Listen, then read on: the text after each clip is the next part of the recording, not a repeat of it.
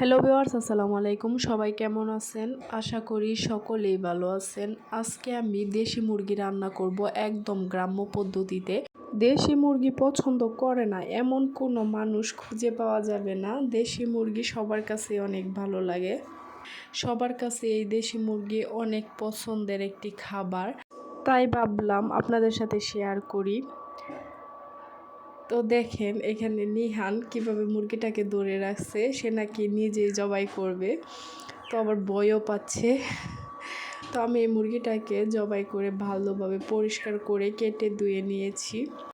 মাশাআল্লাহ, এখানে কিন্তু অনেকটা মাংসই হয়েছে।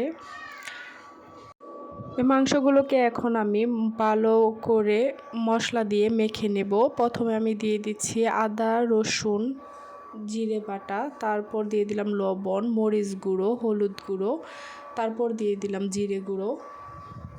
তারপর এটাকে আমি ভালোভাবে মেখে নেব। মাখানোর পর আমি এটাকে এক সাইডে কিছুক্ষণের জন্য রেখে দেব। দেশি মুরগি তো অনেকে অনেকভাবে রান্না করে খেয়ে দেখেন, এভাবেও রান্না করে খেয়ে দেখবেন। আশা করি সবার কাছে অনেক ভালো লাগবে। তো আমি এই মাংসটাকে ভালোভাবে মেখে এক সাইডে রেখে দেব। তারপর আমি একটা কড়াইয়ে তেল গরম করে সেখানে দিয়ে দিচ্ছি পেঁয়াজ কুচি, তারপর দিয়ে দেব তেজপাতা। একটু ভালোভাবে ভেজে নেব। ভেজে নেওয়ার পর এখানে আমি দিয়ে দেব পাকা টমেটো কুচি। এটাকে আপনারা ব্লেন্ড করেও দিতে পারেন, কিন্তু আমি কুচি করে কেটে নিয়ে দিয়েছি। এখন আমি দিয়ে দিলাম সামান্য পরিমাণের লবণ, যাতে করে ভালো করে সিদ্ধ হয়ে যায়। তারপর আমি ঢাকনা দিয়ে কিছুক্ষণ ঢেকে রাখার পর আবারও ভালোভাবে নেড়ে চেড়ে ভালোভাবে পেঁয়াজের সাথে ভেজে নিচ্ছি। নেওয়ার পর এখানে আমি মেখে রাখা মাংস দিয়ে দিলাম। তারপর এটাকে আমি ভালোভাবে ভেজে নেব। এই গ্রাম্য পদ্ধতিতে মুরগির মাংসটা খেতে কিন্তু অনেক ভালো লাগে। এটাতে বেশি মশলা ব্যবহার করা হয় না, তার জন্য মাংস ভালোভাবে খাওয়া যায়, অনেকগুলো খাওয়া যায়, খারাপ লাগে না। তো আমি এটাকে ভালোভাবে মশলার সাথে কষিয়ে নেব। তারপর ঢাকনা দিয়ে কিছুক্ষণের জন্য ডেকে দেব।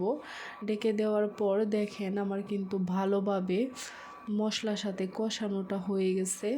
এখন আমি এখানে গরম পানি দিয়ে দিব। অবশ্যই আপনারা গরম পানি দেওয়ার চেষ্টা করবেন। তারপর আমি ঢাকনা দিয়ে ডেকে রেখে দিব হওয়ার আগ পর্যন্ত।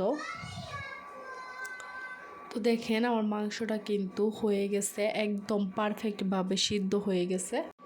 এখন আমি ভালোভাবে নেড়ে চেড়ে চুলা থেকে নামিয়ে নেব।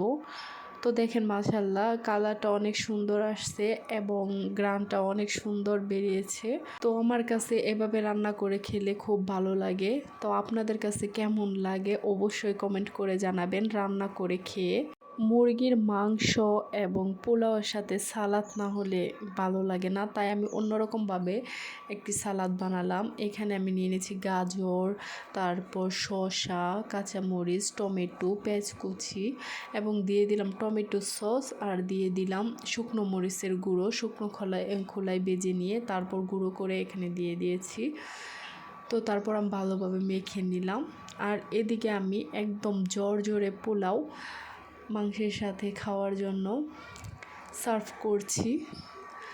তো এই জর্জরে পোলাওটা আমি কীভাবে রান্না করলাম আমি পরবর্তী ভিডিওতে দেব, অবশ্যই আপনারা দেখবেন। এবং এরকম পারফেক্ট নিয়মে জর্জরে পোলাও রান্না করতে চাইলে আমার ভিডিওটি ফলো করবেন। তো যদি আমার ভিডিওটি আপনাদের কাছে ভালো লেগে থাকে তাহলে সবাই সাবস্ক্রাইব করবেন এবং সবসময় আমার পাশে থাকবেন, একটি লাইক দিবেন এবং কমেন্ট করে জানাবেন কেমন হলো। পরবর্তী ভিডিও দেখার অনুরোধ রইল। ততক্ষণ পর্যন্ত সবাই ভালো থাকবেন, সুস্থ থাকবেন। খোদা হাফেজ।